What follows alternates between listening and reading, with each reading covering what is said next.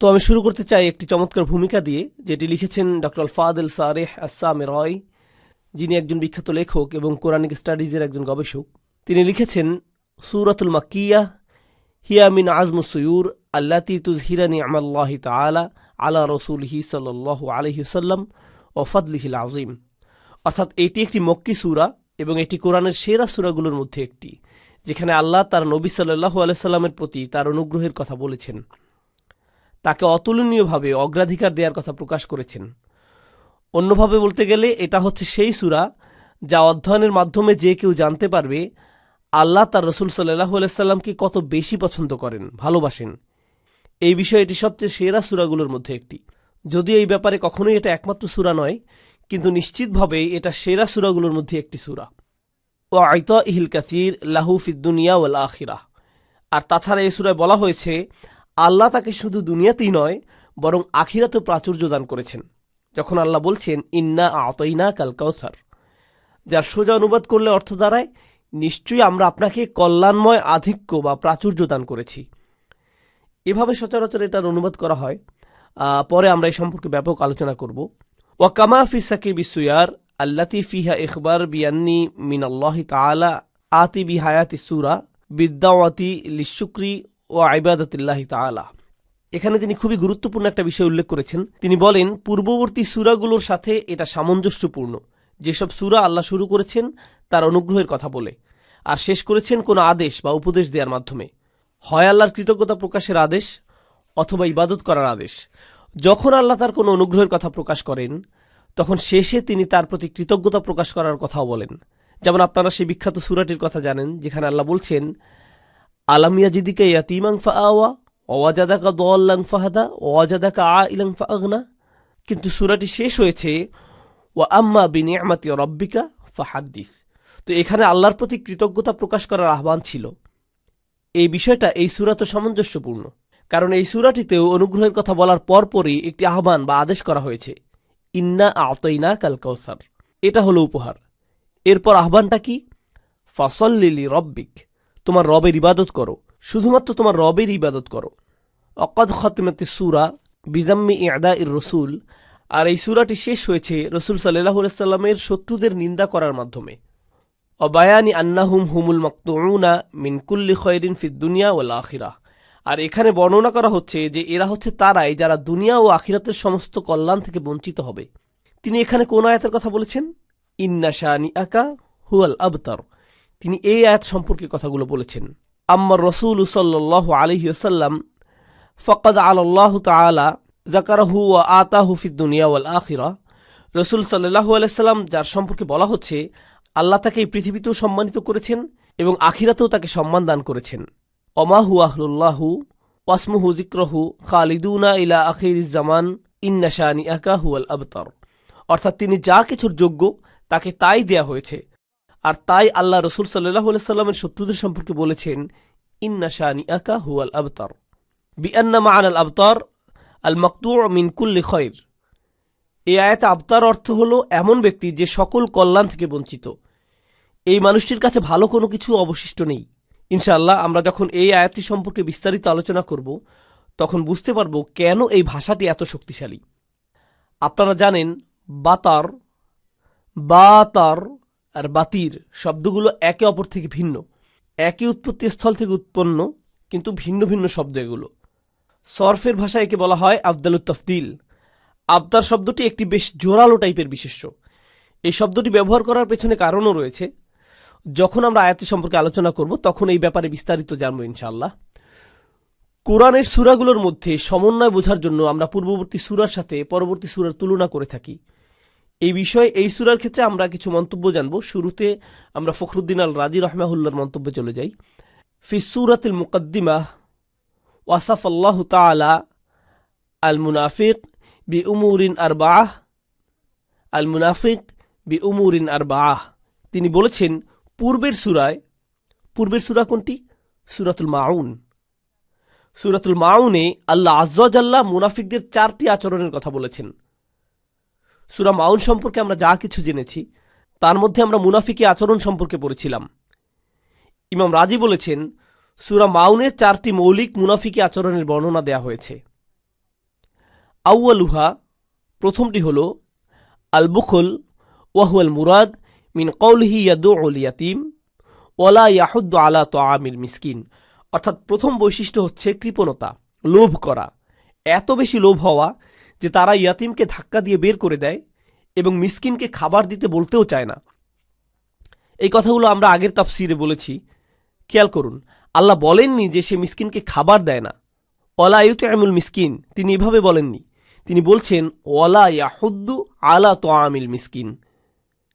এই দুইটি কথার পার্থক্য আছে। সে কাউকে উৎসাহিত করে না, এমনকি এ ব্যাপারে কথাও তুলে না। কেন তুলে না? কারণ সে নিজে ধনী হয়ে যদি মিসকিনকে খাবার দেওয়ার কথা তুলে বা মানুষকে উৎসাহিত করে, তাহলে মানুষ প্রথমে তাকে প্রশ্ন করবে, তুমি নিজে কি করেছ? এজন্য সে ভাবে আমি যদি নিজে কিছু না বলি, কেউ আমাকে কিছু বলতেও পারবে না। তাই সে এই বিষয়ে কোনো কথাই বলতে চায় না। আর এটাই হলো কৃপণতার সর্বোচ্চ ধরন। সে তার চারপাশে দারিদ্রতা দেখবে, অথচ সে একটি ভালো সামাজিক অবস্থানে থাকবে। কারণ এর আগের সূরাটি কুরাইশ নেতাদের উদ্দেশ্য করে নাজিল হয়েছে। তারা ভালো সামাজিক অবস্থানে থেকেও কিছু বলে না, যেহেতু এটা তাদেরকে উল্টো সমাজের কাছে ছোট করে। মানুষ তাদেরকে বলবে, তুমি এসব বলছো, তাহলে তুমি কেন নিজেই শুরু করছো না? তোমারই তো সবার আগে করা উচিত। যাই হোক, মুনাফিকের প্রথম আচরণ হলো আল বুখল। এবার দ্বিতীয়টায় আসি। ওয়াসানি তারকুসালা ওয়াহুয়াল মুরাদ মিন কওলিহি। আর দ্বিতীয়টি হলো নামাজে উদাসীনতা। কথাটা পূর্বের সূরার কোন আয়াতে এসেছে? আল্লাযীনা হুম আন সলাতিহিম সাহুন। এই আয়াতে আল্লাহ আযযা ওয়া জাল্লা দ্বিতীয় আচরণটি উল্লেখ করেছেন। সাহওয়া শব্দের শাব্দিক অর্থ হলো কোনো বিষয়কে কম গুরুত্বপূর্ণ মনে করে ভুলে যাওয়া। তো তারা নামাজের চেয়ে অন্য কিছুকে বেশি গুরুত্ব দিয়ে নামাজের প্রতি উদাসীন থেকেছে। আল্লাহ আযযা ওয়া জাল্লা বলেননি আল্লাযীনা হুম আন সলাতিহিম তারিকুন, তিনি বলেননি তারিকুন, তিনি বলেছেন সাহুন। আবার বলছি, সাহওয়া মানে তারা এই ব্যাপারে সতর্ক নয়, যেন এটা তাদের জন্য এমন কোনো বড় বিষয় নয়। লা ইউবালি আম সাল্লা আম লাম ইউসাল্লি, অর্থাৎ নামাজ পড়লে বা না পড়লে তার কিছু যায় আসে না, এটা তার কাছে কোনো বিষয়ই না। গত সপ্তাহের ব্যাখ্যায় আমরা আরও বলেছিলাম যে তারা নামাজের সময় একেবারে শেষ হয়ে আসলে তড়িঘড়ি করে নামাজ পড়ে, অথবা এভাবে যদি নামাজটা মিসও হয়ে যায় সমস্যা নেই, এমন একটা মনোভাব নিয়ে চলে। আল্লাহ আযযা ওয়া জাল্লা আমাদেরকে এমন মনোভাব থেকে রক্ষা করুন। ওয়াসালিসুল মুরাদ ফি সালাতি ওয়াহুয়াল মুরাদ মিন কওলিহি। আর তৃতীয় আচরণ হলো, এখানে আচরণগুলোর ধাপগুলো মনে রাখবেন। প্রথমটি ছিল সংকীর্ণতা বা কৃপণতা, দ্বিতীয়টি ছিল নামাজের প্রতি উদাসীনতা বা অবহেলা, আর এখন তৃতীয় আচরণ হলো লোক দেখানো নামাজ পড়া। কোন আয়াতে বলেছেন এই কথা? আল্লাযীনা হুম ইউরাউন। এটা হলো মুনাফিকের তৃতীয় আচরণ। অর্থাৎ তারা নামাজ পড়ে, তারা আল্লাহর জন্য পড়ে না, মানুষকে দেখানোর জন্য পড়ে। ওয়ারাবিউল মানউ মিনাজ যাকাত ওয়াহুয়াল মুরাদ মিন কওলিহি। অর্থাৎ চতুর্থ আচরণ হলো একেবারে ন্যূনতম বা সর্বনিম্ন দান করা থেকে বিরত থাকা। মজার ব্যাপার হলো, প্রাথমিক ইসলামিক গবেষণায় স্কলারগণ সাদাকা শব্দটি ব্যবহার করতেন না, তারা জাকাত শব্দটি ব্যবহার করতেন। এর মাধ্যমে তারা শরঈ জাকাত মানে 2.5% কথা বোঝাতেন না, বরং তারা জাকাত বলতে একেবারে সর্বনিম্ন বা ন্যূনতম দানের কথা বলতেন, যতটুকু দান না করলে মানুষের পাপ হবে, একেবারে সর্বনিম্ন দান। তাহলে এখানে কোন আয়াতের কথা বলা হচ্ছে? এমনকি তারা ন্যূনতম জিনিস দান করতে চায় না। এটা হলো ওয়ায়ামনাউনা আল মাউন। এই আয়াতের মাধ্যমে মুনাফিকের শেষ আচরণের কথা বলা হচ্ছে, যে তারা ন্যূনতম আবশ্যকীয় জিনিসও দান করতে আগ্রহী নয়। শাব্দিকভাবে মাউন শব্দের অর্থ হলো ওই সব জিনিস যা আপনি কাউকে দিতে কখনো না করেন না। এর মানে টাকা বা প্রয়োজনীয় সম্পদ নয়, বরং এর মানে হলো আশাই লা ইউমনা মিনহু, এমন জিনিস যা কাউকে দিতে আপনি নিষেধ করেন না। কেউ আপনার কাছে এক গ্লাস পানি চাইলে আপনি তাকে তা দিতে এতটা কার্পণ্য নিশ্চয়ই করবেন না, আপনি নিশ্চয়ই তার কাছ থেকে সেটা সরিয়ে ফেলবেন না। অথচ তারা এমনটা করে। এটা কিন্তু দিনের অংশ ছিল না। ইসলামের পূর্বেও মাউন বলতে এমনটাই বোঝানো হতো। আপনি মানুষকে সামান্য কিছু দেয়া থেকে বিরত থাকতে পারেন না, অথচ তারা এমনটা করে। এই 4টি আচরণ। এখন আসুন আমরা দেখি কিভাবে পূর্বের সূরায় বর্ণিত এই 4টি আচরণ এই সূরার বিষয়বস্তুর সাথে সমন্বিত করা হয়েছে। যাকারা ফি হাযিহি সূরা ফি মুকাবালাতি তিলকা সিফাত আল আরবাআ সিফাতিল আরবাআ। তিনি বলছেন পূর্বের সূরায় বর্ণিত 4টি বিষয়ের বিপরীতে আল্লাহ আযযা ওয়া জাল্লা এই সূরায় আরও 4টি বৈশিষ্ট্যের কথা বলেছেন। আসুন দেখি সেই বৈশিষ্ট্যগুলো কি কি। ফাযাকারা ফি মুকাবালাতিল বুখল, সংকীর্ণতা বা কৃপণতার বিপরীতে আল্লাহ এই সূরায় কি বলেছেন? ইন্না আ'তাইনা কাল কাউসার, আমরা আপনাকে কল্যাণময় প্রাচুর্য দান করেছি। তাহলে কৃপণতার বিপরীত হল দান করা। কে দান করেছেন এখানে? আল্লাহ আজ্জা জাল্লা। তিনি আরও বলেন ফাআতি আংতাল কাসির ওয়ালা তাবখাল, মানে তিনি বলছেন আল্লাহ যেহেতু অনেক বেশি দান করেছেন, আমাদের এটা খুবই স্বাভাবিক যে আমাদেরও বেশি বেশি দান করা উচিত। আর এটাই আমাদের পূর্ববর্তী দুইটা সূরায় আমরা পড়েছি। সূরা কুরাইশে আল্লাহ আমাদেরকে বলেছেন যে তিনি কুরাইশদেরকে কি কি দান করেছেন। যখন আপনি অনেক কিছু পেয়ে থাকেন, আপনারও উচিত আপনার কাছ থেকে অনেক কিছু দান করা। আল্লাহ আপনাকে বেশি দিলে আপনারও বেশি বেশি দান করতে হবে। আপনারা জানেন রসুল সাল্লাল্লাহু আলাইহি সাল্লামের সাথেও একই ঘটনা ঘটেছে। রসুল সাল্লাল্লাহু আলাইহি সাল্লাম নিজে একজন ইয়াতিম ছিলেন। আলাম ইয়াজিদিকা ইয়াতিমান, কিন্তু যখন আল্লাহ তার দায়িত্ব নিয়েছেন, তার কি করা উচিত? ফাআম্মাল ইয়াতিমা ফালা তাকহার, সাথে সাথে এই আদেশ চলে আসলো যে আপনার উপর অনুগ্রহ করা হয়েছে, তাই আপনিও তাদের প্রতি দায়িত্ববান হন। সূরা কুরাইশে আল্লাহ কুরাইশদেরকে তার পক্ষ থেকে অনুগ্রহের কথা বলেছেন। তাহলে তাদের কি করতে হবে? তাদের অন্যদেরকে দান করতে হবে, কারণ আল্লাহ তাদের নিরাপত্তার দায়িত্ব নিয়েছেন। শীতেও তাদের খাবারের নিরাপত্তা দিয়েছেন, তারা পরিপূর্ণ নিরাপদ, তাদের খাবারের সম্পূর্ণ যোগান দেয়া হয়েছে। আল্লাযী আতআমাহুম মিন জু', আল্লাহ তাদের প্রচুর খাবার দিয়েছেন। এমত অবস্থায় তাদের দানশীল হওয়া উচিত। কিন্তু পরবর্তী সূরা আমাদের কি বলছে? সূরা মাউন, তারা দান করে না, তাদের যা দেয়া উচিত তারা তা দেয় না।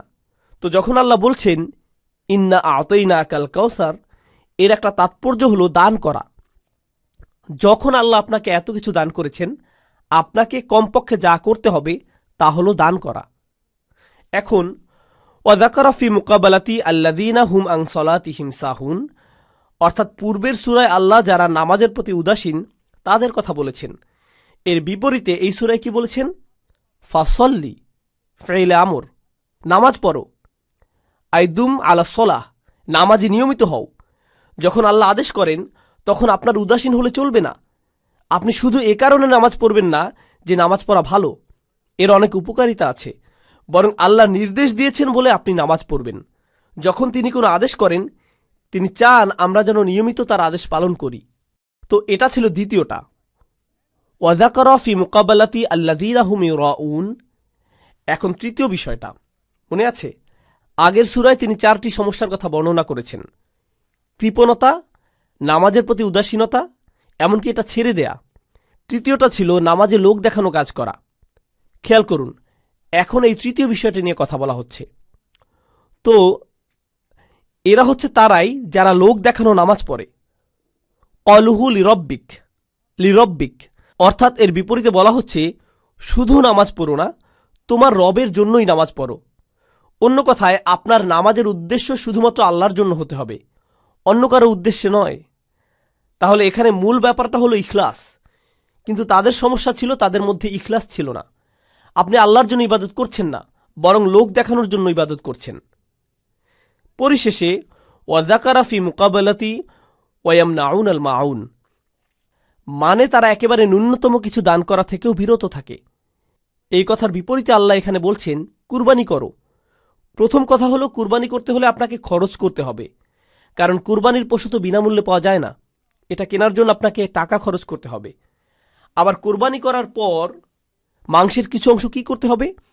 দান করতে হবে। তাই এই পুরো কাজটা হলো আত্তাসাদ্দুক, অর্থাৎ যিনি কোরবানি করছেন তিনি এর মাধ্যমে আসলে সাদাকাই করছেন। ইমাম রাজি বলছেন ওয়া আরাদা বিহি আত্তাসাদ্দুক বিলাহমিল আদাহি, অর্থাৎ এই আয়াতে আল্লাহ আজ্জা ওয়া জাল্লা কোরবানি করা পশুর গোশত থেকে সাদাকা করার বিষয়ে পরোক্ষভাবে ইঙ্গিত করেছেন। ফাতুবিরা হাযিহিল মুনাসাবাতিল আজিবা, অতঃপর এভাবে এই দুইটি সূরার মধ্যে অভাবনীয় সুন্দরভাবে সমন্বয় বোঝানো হয়েছে। তারপর আল্লাহ বলছেন ইন্না শানিআকা হুয়াল আবতার। তো সূরার শেষে শত্রুদের কথা, অর্থাৎ রাসূল সাল্লাল্লাহু আলাইহি ওয়াসাল্লামের শত্রুদের কথা বলা হয়েছে, যারা নিশ্চিহ্ন হবে, যাদের বংশধররা স্থায়ী হবে না। আর এর আগের সূরাটিতে শুরু থেকে শেষ পর্যন্ত ওই সব লোকের আচরণের কথা বলা হয়েছে যেগুলো স্থায়ী হওয়া উচিত নয়।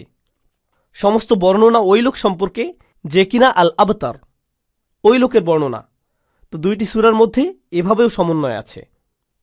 এখন ইনশাআল্লাহ তাআলা আমরা প্রথম আয়াতের কিছু অংশ বোঝার চেষ্টা করব। আর আমি এখনই একের পর এক শব্দের ব্যাখ্যা যাব না, এটা আমরা পরে করব। এখন কেবল আল কাউসার শব্দটি দিয়ে শুরু করব। ইনশাআল্লাহ আজকের লেকচারের পরবর্তী অংশে আমরা আল কাউসার শব্দের ভাষাগত অর্থ, এর উৎপত্তি এবং তাৎপর্য সম্পর্কে বিস্তারিত জানব। এখন আমরা শুধু এটুকু বলবো যে এর অর্থ কল্যাণময় প্রাচুর্য, সীমাহীন নেয়ামত। সালাফদের মতে আল খাইরুল কাসির। ইনশাআল্লাহ এই আলোচনা থেকে আমরা বুঝতে পারব আল কাউসার শব্দটি কিভাবে অনেক কিছু অন্তর্ভুক্ত করে। আপনারা অনেকেই শুনেছেন যখন আল্লাহ আজ্জা ওয়া জাল্লা বলেছেন, আমরা তোমাকে অর্থাৎ রসুল সাল্লাল্লাহু আলাইহি সাল্লামকে দান করেছি আল কাউসার হুয়াল হাউজ ফিল জান্নাহ, এটি জান্নাতের একটি নদ। আপনারা অনেকেই শুনেছেন যখন আল্লাহ আজ্জা ওয়া জাল্লা বলেছেন যে আমরা তোমাকে অর্থাৎ রসুল সাল্লাল্লাহু আলাইহি সাল্লামকে দান করেছি আল কাউসার হুয়াল হাউজ ফিল জান্নাহ, এটি জান্নাতের একটি নদ। আবার আল হাউজ ফিল মাওকিফ, অর্থাৎ আরও একটি নদ যেটা জান্নাতে প্রবেশের পূর্বে থাকবে, যা থেকে বিচার দিবসে বিশ্বাসীরা রসুল সাল্লাল্লাহু আলাইহি সাল্লামের কাছ থেকে পানি পান করতে পারবে। তাহলে দুইটি নদ বোঝানো হচ্ছে, একটি হলো জান্নাতে প্রবেশের পূর্বে, আরেকটি জান্নাতে প্রবেশের পরে, মোট দুইটি নদ। অসংখ্য অসংখ্য প্রথম সারির তাফসিরের বর্ণনায় আল কাউসারের ব্যাখ্যায় এই দুইটি নদের কথা এসেছে। যদিও আমরা এখানে একটু ভিন্ন দৃষ্টিকোণ থেকে শুরু করতে যাচ্ছি, কিন্তু শেষে আমরা বুঝতে পারবো এখানে মূলত কোনো অসঙ্গতি নেই। প্রথম সারির স্কলারগণ তাদের মৌলিক বর্ণনাগুলোতে আল কাউসার তথা এই সীমাহীন নিয়ামতকে কেবল জান্নাতের মধ্যকার নদ এবং জান্নাতে প্রবেশের পূর্বের নদের মধ্যে সীমাবদ্ধ রাখেননি, বরং সেখানে আরও অনেক নিয়ামতের কথা বলা হয়েছে। তাই আমি উল্লেখযোগ্য নিয়ামতগুলোর একটা লিস্ট দিয়ে শুরু করতে যাচ্ছি। বিখ্যাত তাফসিরকারকদের একজন ইমাম ফখরুদ্দিন আল রাজি তার ফাতহুল কাবীর গ্রন্থে পূর্ববর্তী কয়েকটি সূরায় বর্ণিত রসুল সাল্লাল্লাহু আলাইহি সাল্লামের প্রতি আল্লাহর অনুগ্রহের একটি তালিকা তৈরি করেছেন। তিনি এগুলোর একটা লিস্ট করেছেন। এখানে আমি এই লিস্ট থেকে কিছু অংশ আপনাদের সাথে শেয়ার করব, যাতে আপনারা বুঝতে পারেন আগের আলেমগণ কত গভীরভাবে উপলব্ধি করে কোরআন অধ্যয়ন করতেন। শুরু করা যাক। ইমাম রাজি বলছেন, প্রথমে আল্লাহ বলেন, মা ওয়াদ্দা আকা রব্বুকা ওয়া মা ক্বালা। আল্লাহ আজ্জা ওয়া জাল্লা তার নবী সাল্লাল্লাহু আলাইহি সাল্লামকে বলছেন, তিনি তাকে পরিত্যাগ করেননি, তিনি তাকে বিদায় জানাননি। তাওদিয়া, আমরা বলি না উইদা, আল উইদা, এটা আরবি শব্দ। তো তিনি আপনাকে ছেড়ে যাননি এবং তিনি অসন্তুষ্টও নন। এই আয়াতটি রসুল সাল্লাল্লাহু আলাইহি সাল্লামের জন্য একটি উপহার। আরবি ভাষ্যটা এমন হবার কথা ছিল, মা ওয়াদ্দা আকা রব্বুকা ওয়া মা ক্বালা কা। কাফ সর্বনামটি দুইবার আসার কথা, যার অর্থ হতো আপনার রব আপনাকে ছেড়ে দেননি এবং তিনি আপনার উপর অসন্তুষ্টও নন। কিন্তু ছেড়ে দেয়া বা বিদায় দেয়া কথাটার সাথে নবী সাল্লাল্লাহু আলাইহি সাল্লামকে সম্বোধন করা হয়েছে, কিন্তু অসন্তুষ্টি কথার সাথে তার নাম যুক্ত করা হয়নি। এটা আল্লাহর একটা উপহার তার রসুল সাল্লাল্লাহু আলাইহি সাল্লামের জন্য। তার প্রতি অসীম ভালোবাসা থেকে আল্লাহ এমনটা করেছেন, কারণ বিদায় দেয়া শব্দটার মধ্যে কোনো নেতিবাচক অর্থ নেই, যেটা অসন্তুষ্টি শব্দটার মধ্যে স্পষ্ট বিদ্যমান। আল্লাহ আজ্জা ওয়া জাল্লা এই নেতিবাচক শব্দের পাশে রসুল সাল্লাল্লাহু আলাইহি সাল্লামকে সম্বোধন পর্যন্ত করেননি। সুতরাং এই আয়াতটি রসুল সাল্লাল্লাহু আলাইহি সাল্লামের জন্য একটি উপহার। এর মূল কথা হলো, আল্লাহ তার রসুল সাল্লাল্লাহু আলাইহি সাল্লামকে কখনো পরিত্যাগ করবেন না। এরপর তিনি বলছেন, ওয়ালাল আখিরাতু খায়রুল লাকা মিনাল উলা। রসুল সাল্লাল্লাহু আলাইহি সাল্লামের প্রতি আরেকটা অনুগ্রহ। এতে কোনো সন্দেহ নেই যে পরবর্তীতে আপনার জন্য যা রয়েছে তা পূর্ববর্তী অবস্থার চেয়ে উত্তম। কি চমৎকার উপহার রসুল সাল্লাল্লাহু আলাইহি সাল্লামের জন্য।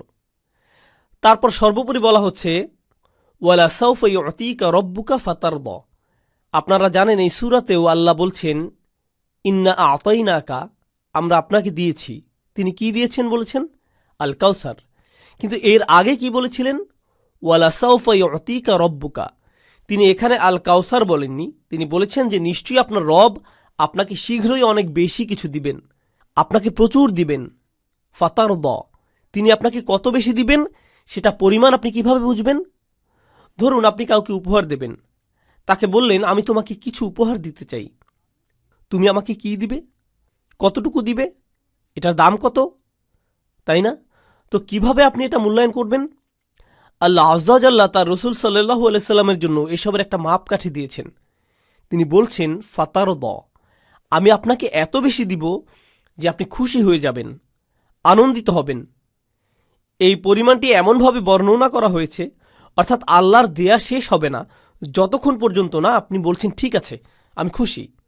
আর উম্মতের জন্য আল্লাহর নবী সাল্লাল্লাহু আলাইহি সাল্লামের ভালোবাসা দেখুন, আমি ততক্ষণ পর্যন্ত তৃপ্ত হব না যতক্ষণ না আমার সকল উম্মত জাহান্নাম থেকে মুক্তি পায়। এটা আমাদের প্রতি তার গভীর ভালোবাসা। এরপর আল কাউসারের অংশ হিসেবে আল্লাহ আজ্জা ওয়া জাল্লার পক্ষ থেকে আরও একটা অনুগ্রহ হলো আলাম ইয়াজিদিকা ইয়াতীমান ফাআওয়া। আমরা আগেও এই আয়াতটির কথা বলেছি। তিনি কি আপনাকে ইয়াতীম অবস্থায় পাননি আর আপনাকে আশ্রয় দেননি? ওয়াজাদাকা দল্লান ফাহাদা। গত কয়েক মাস আগে আমরা পড়েছিলাম এই আয়াতে দল্লা শব্দটির অর্থ পথহারা বা পথভ্রষ্ট নয়, এর মানে সন্ধান করা বা খোঁজ করা। এমন একজন যিনি পথ খোঁজার খুব চেষ্টা করছেন কিন্তু খুঁজে পাচ্ছেন না। আল্লাহ আপনাকে এমন অবস্থায় পেয়েছেন যখন আপনি সঠিক পথের সন্ধানে ব্যাকুল ছিলেন এবং তিনি আপনাকে সঠিক পথ দেখিয়েছেন। এর চেয়ে বড় অনুগ্রহ আর কি হতে পারে? তারপর ওয়াজাদাকা আইলান ফাআগনা, আর তিনি আপনাকে তীব্র আর্থিক কষ্টে পেয়েছেন এবং আপনাকে অভাবমুক্ত করেছেন। তারপর তিনি বলছেন আলাম নাশরাহ লাকা সদরাক, আমরা কি আপনার জন্য আপনার বুক উন্মুক্ত করে দেইনি? বুক উন্মুক্ত করার মানে কি? যাতে এই বুকে কোরআন ধারণ করা যায়। এটা সেই কোরআন কোনো পাহাড় ধসে পড়ার ভয়ে যেটা ধারণ করতে পারেনি, সেই কোরআন রসুল সাল্লাল্লাহু আলাইহি সাল্লামের বুকে ধারণ করা হয়েছে। তাছাড়া ওহী নাজিলের সময় যে কষ্ট, যেমন আমরা উটের ওই বর্ণনাটা জানি, ওহী নাজিলের সময় রসুল সাল্লাল্লাহু আলাইহি সাল্লাম যদি উটের পিঠে থাকতেন, উটটি এমনভাবে বসে যেত যেন বালিতে ডুবে যাচ্ছে। একবার রসুল সাল্লাল্লাহু আলাইহি সাল্লামের হাঁটু এক সাহাবীর হাঁটুর উপর ছিল। এমন সময় যখন ওহী আসা শুরু করল, সেই সাহাবা বলেছিলেন তার মনে হচ্ছিল তার হাঁটু যেন ভেঙে যাচ্ছিল। আল্লাহ বলছেন ইন্না সানুলকি আলাইকা কওলান সাকিলা, শীঘ্রই আমরা আপনার উপর ভারী কিছু কথা নাজিল করব। এই ওহীগুলো আসলেই ভারী ছিল, কিন্তু ওই যে রসুল সাল্লাল্লাহু আলাইহি সাল্লামের বুক উন্মুক্ত করা হয়েছিল যাতে তিনি এই ভারী কথাগুলো গ্রহণ করতে পারেন, কি দারুণ উপহার! এটা আল খায়রুল কাসীরের অংশ। তারপর ওয়াদা'না আনকা উইজরাক, আমরা আপনার কাছ থেকে বোঝা নামিয়ে দিয়েছি। আল্লাযী আনকাযা যহরাক, যে বোঝা আপনার পিঠ ভেঙে দিচ্ছিল।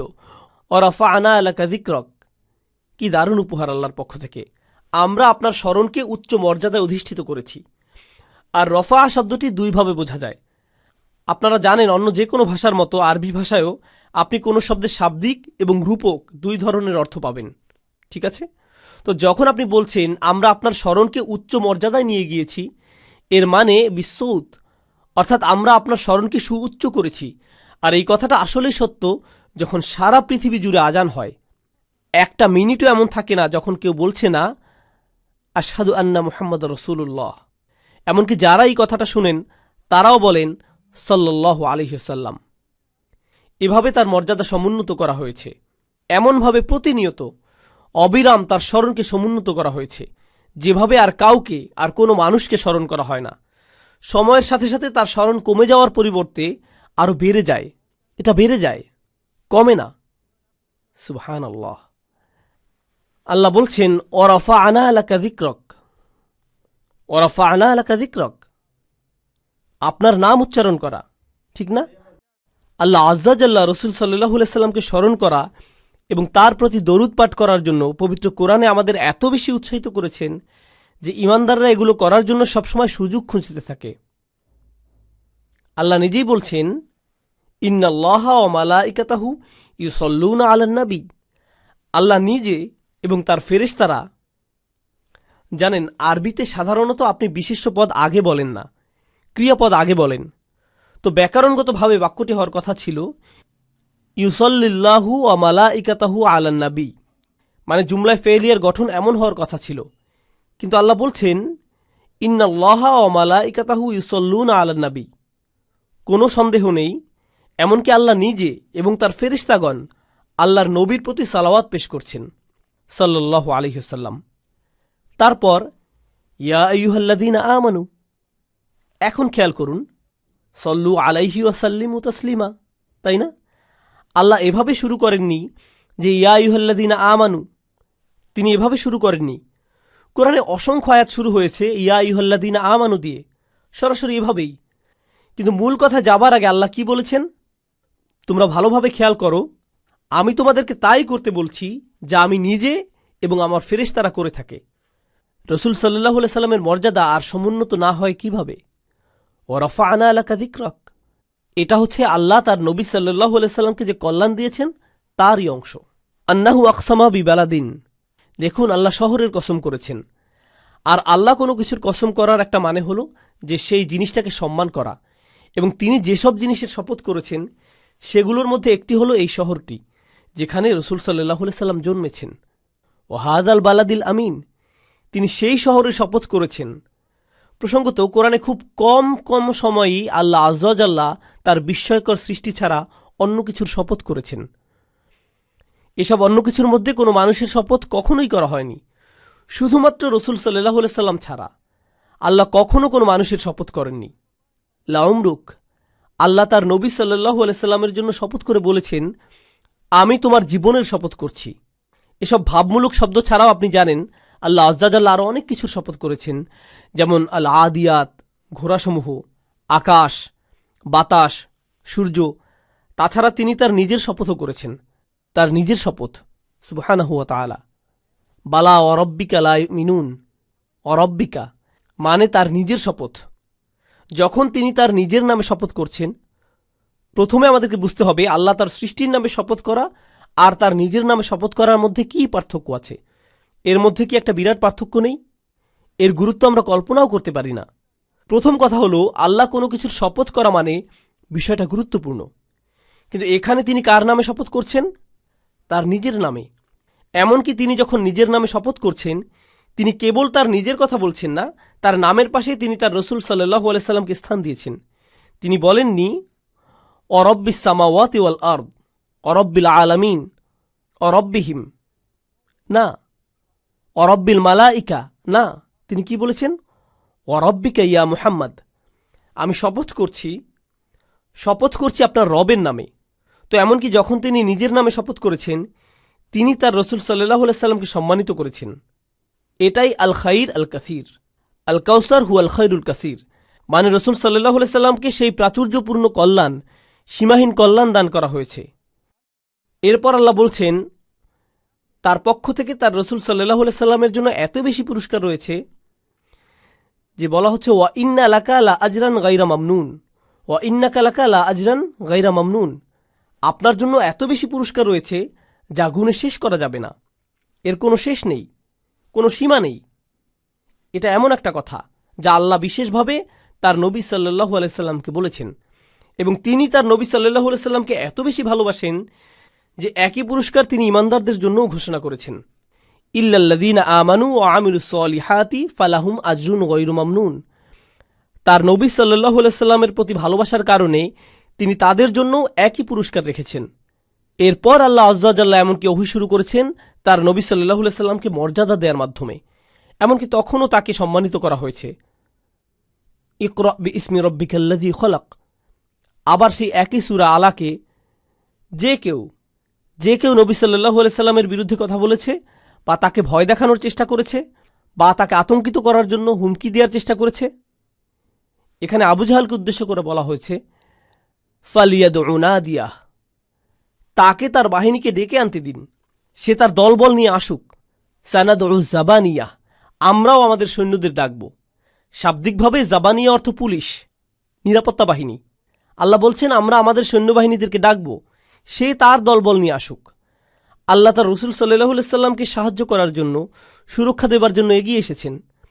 আন্নাহু খাসাহু বিল কুরবাতি তাম্মাহ, আর আল্লাহ তার নবী সাল্লাল্লাহু আলাইহি সাল্লামের জন্য এমন এক বিশেষ রকম ঘনিষ্ঠতা নির্ধারণ করেছেন যা আর কারো জন্য করেননি। কোন আয়াতে বলেছেন ওয়াসজুদ ওয়াকতারিব, সিজদা করুন আর আমার নৈকট্য লাভ করুন। এটা রসুল সাল্লাল্লাহু আলাইহি সাল্লামকে বিশেষভাবে দেয়া হয়েছে। তো এগুলো ছিল আল্লাহর পক্ষ থেকে উপহার। ইন্না আ'তাইনাকা হাযিহিল মানাকিব। আমরা এতক্ষণ যে আয়াতগুলো পড়লাম এগুলো বর্ণনা করার পরে ইমাম রাজি কি বলেছেন? ইন্না আ'তাইনাকা হাযিহিল মানাকিব মুতাকাসিরাহ আল মাযকুরাহ ফি সুওয়ারিহিল মুতাকাদ্দিমাহ আল্লাতী কুল্লু ওয়াহিদিন মিনহা। এখন খেয়াল করুন এটা এমন যেন আল্লাহ বলছেন কোরআনে এই সূরার পূর্ববর্তী সূরাগুলোতে আমি আপনাকে যে নিয়ামতগুলোর বর্ণনা দিয়েছি এদের প্রত্যেকটাই আযামু মিন মুলকিদ দুনিয়া বিহাযাল ফারিহা, এগুলোর এক একটি সারা পৃথিবী ও এর সমস্ত ধন সম্পদ ও ঐশ্বর্যের চেয়েও বেশি মূল্যবান। ফাস্তাগিল আংতা বিইবাদাতি হাযার রব, অতঃপর আপনি এই রবের দাসত্ব এবং ইবাদতে নিজেকে ব্যস্ত রাখুন। সুবহানাল্লাহ। ইমাম রাজি বলছেন যে আল্লাহ এভাবে এটাকে ফাসল্লি লিরব্বিকা ওয়ানহারের সাথে যুক্ত করেছেন।